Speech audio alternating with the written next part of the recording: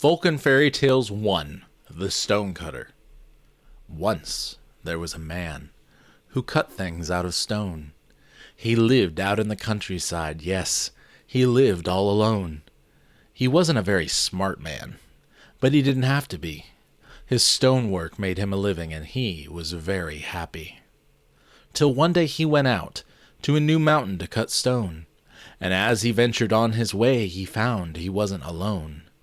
The locals talked of a spirit who granted people their desires, but he brushed this off as poppycock, as just the work of liars. He cut his stone expertly as always, polishing off the rough edges. He took them back down the mountain past the man who'd pay his wages. But as he walked, he started to think what his desires might be if visited by the spirit who would grant wishes happily. He couldn't think of very much, until it came into view the house of the man he took the stones to. His name was Mr. Sue. Mr. Sue had a mansion of immense size, with tapestries, gardens, and koi ponds, and all of this made our stonecutter think, "This is how I would respond. I wish I had a mansion like this." Then the air felt enchanted. A voice whispered gleefully into his ear, "Stonecutter, your wish is granted." He then went home, and what did he see? A mansion completely full of rooms, overflowing with tapestries. It was enough to make him swoon. He marveled at it all for about 15 minutes. Then he got bored and looked out his window and saw coming into the city limits a prince of great rapport and might being carried in on a throne. That prince had servants surrounding him, and the stonecutter felt, well, alone. "He even has someone carrying an umbrella," said the stonecutter jealously. "To block this wretched summer sun, what a joy that'd be! I wish I was a prince." Then the air felt enchanted. A voice whispered gleefully into his ear, "Stonecutter, your wish is granted." The stonecutter sat, carried on a throne, his every need tended to. This didn't last very long, however. It was hotter than he knew. Even though it was nice having an umbrella over him, the sun still made him sweat and continued to brown his skin. He looked up in the sky at the blazing hot sun, and he began to think, "I can block the sun with an umbrella. I can even have a drink. But the sun is still more powerful than me, and one day it will make me retire. Yet the sun will still glow brightly, shining every hour. I wish I was the sun." Then the air felt enchanted. A voice whispered gleefully to him, "Stonecutter, your wish is granted." An instant later, he was the sun, burning his power into the ground, scorching up crops in his might, and burning up rivers and towns. "At last! No one is mightier than me! I am finally the best thing!"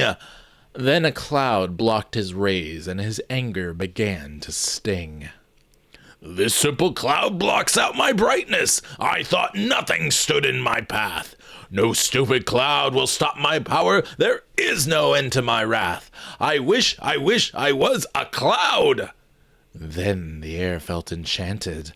A voice whispered gleefully to him, "Stonecutter, your wish is granted."